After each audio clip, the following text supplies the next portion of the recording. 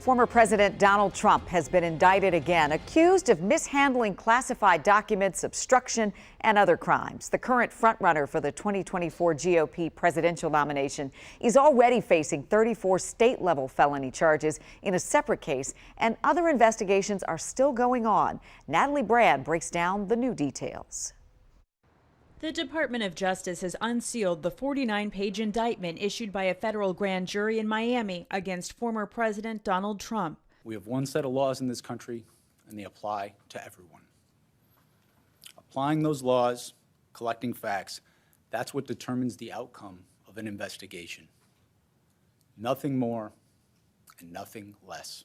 Special counsel Jack Smith detailed the charges, which include unlawful retention of national defense information, obstruction, conspiracy, and false statements. Prosecutors say Trump shared a highly sensitive Pentagon plan of attack to visitors at his golf club in New Jersey and was recorded on tape admitting it had not been declassified. Our laws that protect national defense information are critical for the safety and security of the United States, and they must be enforced.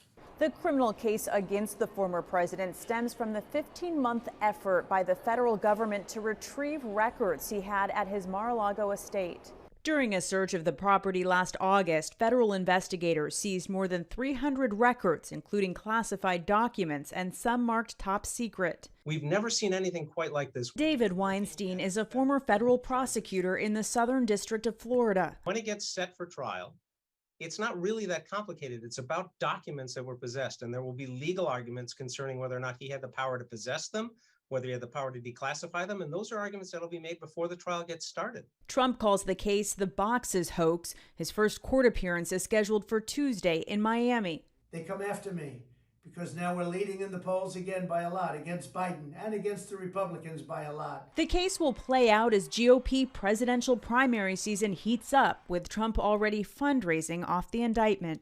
Natalie Brand, CBS News, Washington.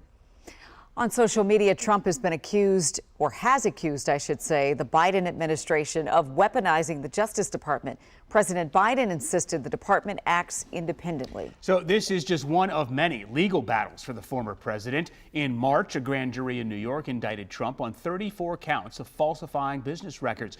These are tied to alleged hush money payments made to adult film star Stormy Daniels. Trump pled not guilty in that case. Now, last month, the jury in a civil case found Trump liable for sexual abuse and defamation, awarding $5 million to columnist E. Jean Carroll. Now, Trump's lawyers want the damages cut to less than $1 million. Now, in addition to the documents case, special counsel Jack Smith is also investigating Trump's role in the January 6th insurrection. And in Georgia, there's also an investigation into efforts to overturn the 2020 election results.